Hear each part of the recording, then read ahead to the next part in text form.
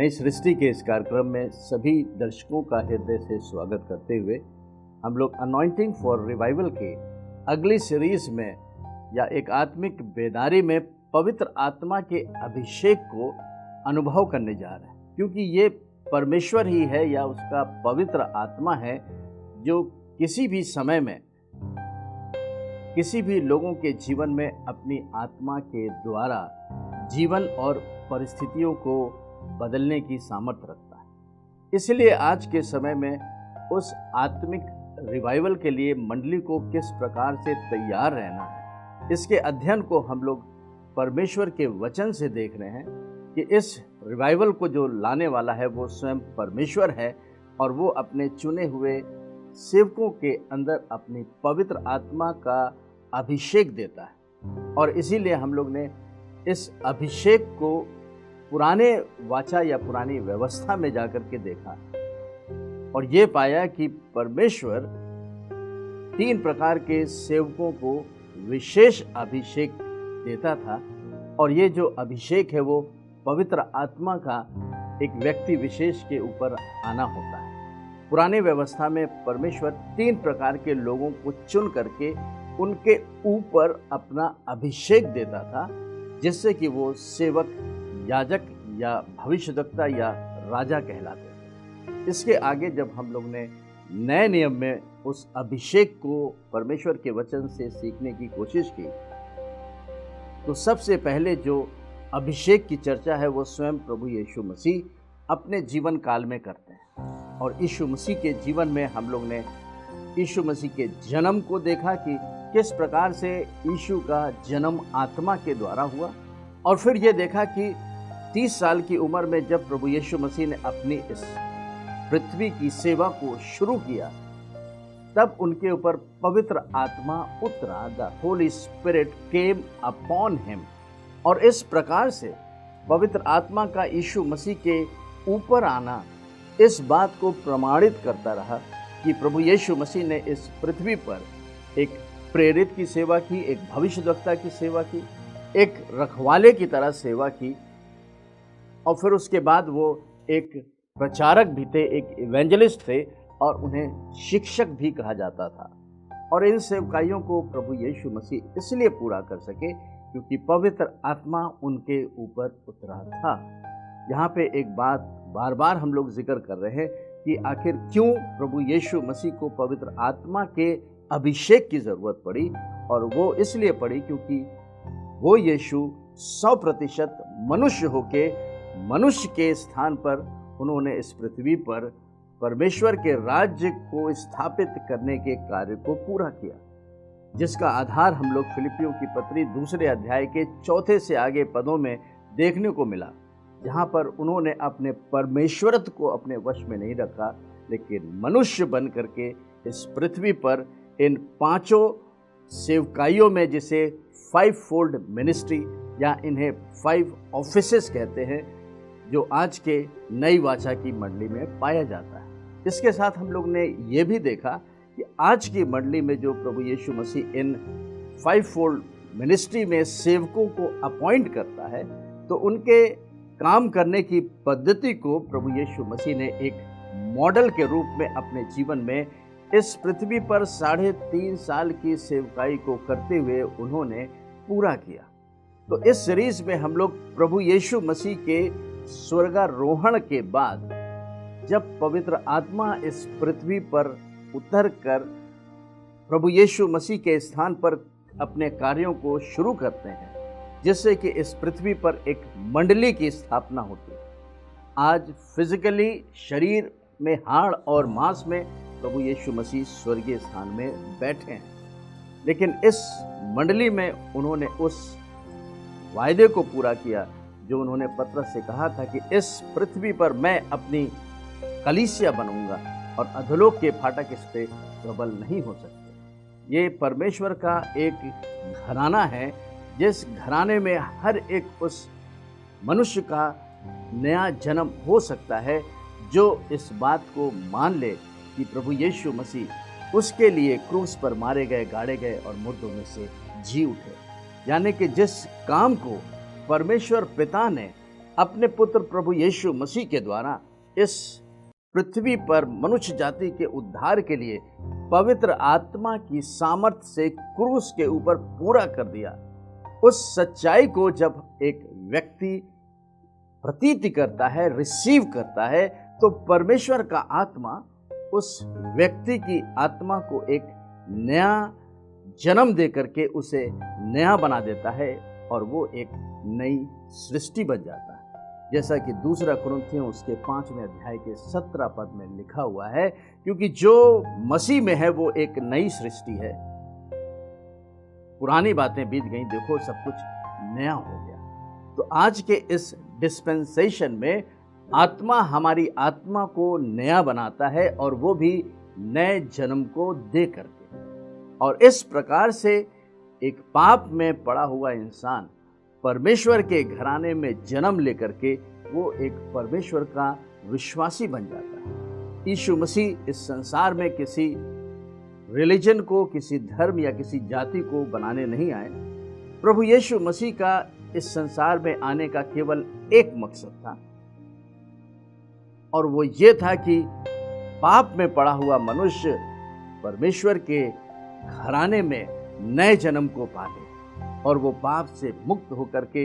प्रभु यीशु मसीह के द्वारा परमेश्वर की धार्मिकता में वो धर्मी बन जाए।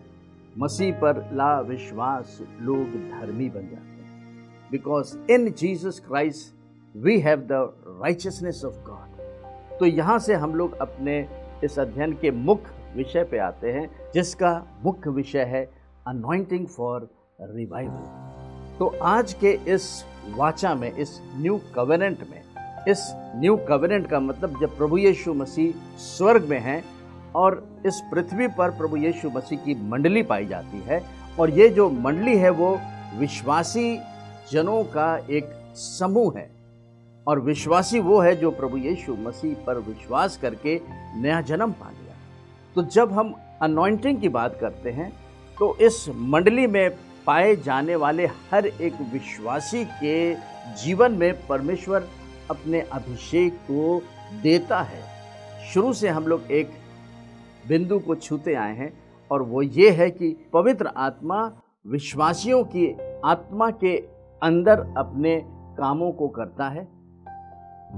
जिसे हम लोग the Holi spirit function in a believers life के रूप में समझ सकते हैं। और इसी के साथ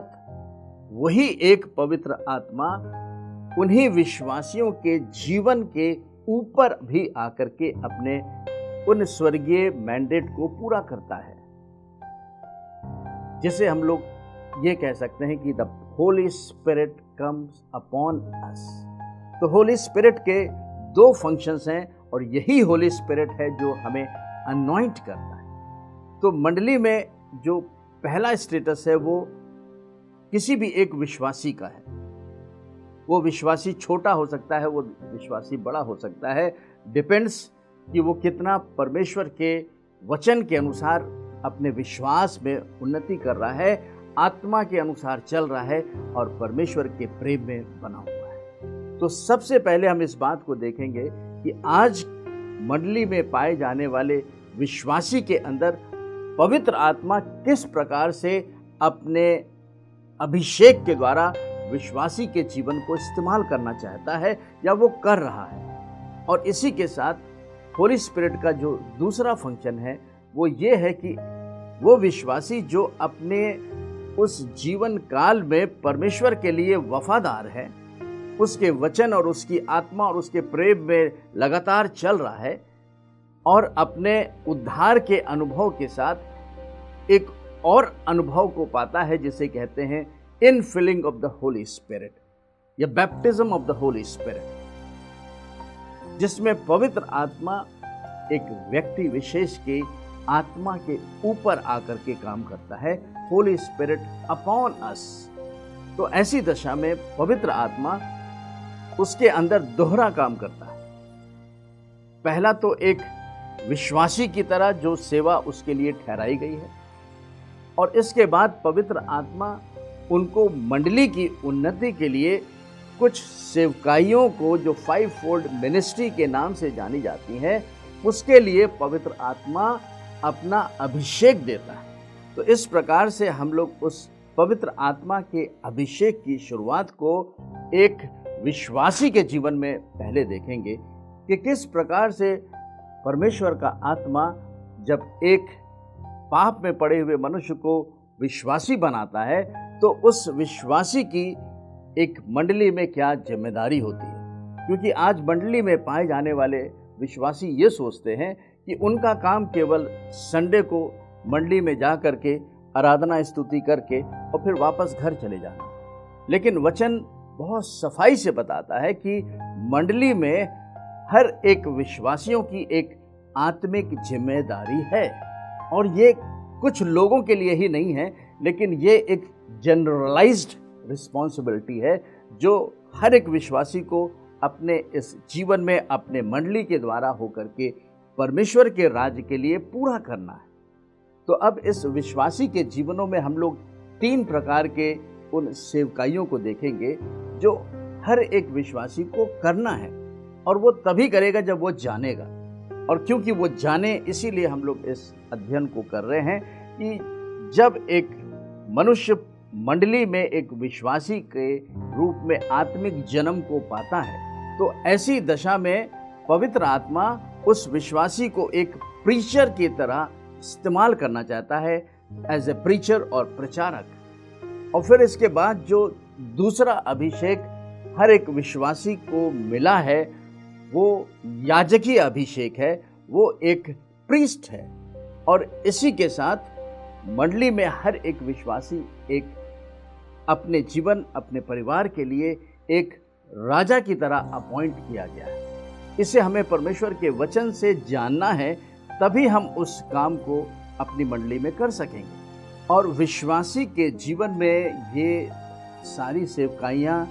वो इसलिए कर सकता है क्योंकि विश्वासी के अंदर परमेश्वर का पवित्र आत्मा आकर के रहता है। पवित्र आत्मा का एक विश्वासी की आत्मा में रहने का एक उद्देश्य है, और जो सबसे प्राइमरी फंक्शन है जो होली स्पिरिट का, वो ये है कि एक नए जन्म पाए हुए व्यक्ति विशेष की आत्मा को, जैसे माँ अपने बच्चे को सिखाती है, बताती है, उसकी सहायता करती है, उसको फीड करती है कि वो बच्चा बढ़ सके, वो माँ हर समय अपने बच्चे के साथ रहती है। ठीक उसी प्रकार से जब एक विश्वासी की आत्मा का परमेश्वर की आत्मा के द्वारा जन्म होता है तो पवित्र आत्मा उस व्यक्ति की आत्मा के साथ हर समय रहता है, वो उसे छोड़ नहीं सकता। इस प्रकार से पवित्र आत्मा नए जन्म पाए हुए विश्वासी की आत्मा को परमेश्वर के प्रेम में चलने में उसकी सहायता करता है, और इस परमेश्वर के प्रेम में चलना ही विश्वासी की सबसे बड़ी जिम्मेदारी। ये प्रेम में चलना परमेश्वर की एक राज्य आज्ञा है, और एक विश्वासी बिना परमेश्वर की आत्मा के सहायता से प्रेम में नहीं चल सकता। जैसा कि रोमियो के 5 अध्याय के 5 पद में लिखा हुआ है कि परमेश्वर का प्रेम एक विश्वासी की आत्मा में पवित्र आत्मा की सहायता से डाला जा चुका है। इस प्रकार से विश्वासी की जो नई आत्मा है उसमें प्रेम का स्वभाव तो आ गया है, क्योंकि उसने परमेश्वर की आत्मा से जन्म पाया। और इसी परमेश्वर के प्रेम में बढ़ने के लिए पवित्र आत्मा विश्वासी के जीवन में हमेशा मदद करना चाहता है। जब वो विश्वासी परमेश्वर के वचन से फीड करे, परमेश्वर के वचन को अपनी आत्मा में ले जाए, तब वो पवित्र आत्मा की सहायता के द्वारा परमेश्वर के प्रेम में बढ़ सकेगा। और इस प्रकार से वो विश्वासी की डाली जो प्रभु यीशु मसीह के साथ जोड़ दी गई है, उन डालियों में परमेश्वर के प्रेम का फल आ सके, जिसे हम लोग 9 fruit of the Holi spirit कहते हैं। ये फल, ये स्वभाव तो यीशु का है, परमेश्वर का है, लेकिन फलता वो है एक विश्वासी के आत्मा में, उस डाली में जो यीशु मसीह से जुड़ जाती है। और जब एक विश्वासी यीशु मसीह से जुड़ जाता है तो यीशु मसीह का जो अनंत जीवन है, यीशु मसीह की जो आत्मा है, वो उस विश्वासी के जीवन में अपने स्वभाव को नव फल के रूप में प्रकट करता है। इस प्रकार पवित्र आत्मा सबसे पहली जो सहायता एक विश्वासी की करता है वो ये है कि वो उस विश्वासी को प्रेम में चलने में उसकी सहायता और उसकी मदद करता है। इसके बाद हम लोग अगले भाग में देखेंगे कि एक विश्वासी को जो परमेश्वर के द्वारा नया जन्म पा करके मंडली का एक हिस्सा बन गया है, उसकी क्या जिम्मेदारी है, वो किस प्रकार से उस प्रीचर या प्रचारक के काम को पूरा कर सकता है, या उसे उस प्रीस्टली सेवा को करना होता है, या उससे किस प्रकार से उस किंगली अनॉइंटिंग को अपने जीवन में बहने देना है। तो क्योंकि हम लोग अनॉइंटिंग फॉर रिवाइवल की चर्चा कर रहे हैं, तो सबसे पहला जो हमारा मुद्दा है वो ये देखना है कि विश्वासी जो प्रेम में चल रहा है उसे अपने विश्वासी के जीवन में पाए जाने वाले अभिषेक को बहने के लिए किस प्रकार से अपने जीवन को प्रभु यीशु मसीह के लिए समर्पित करना है। और यदि आपने अभी तक यीशु मसीह पर विश्वास करके नए जन्म का अनुभव नहीं पाया है, तो आप मंडली के सदस्य हो सकता है 4-5 जनरेशन से हो, लेकिन आप प्रभु यीशु मसीह से नहीं सटे हैं,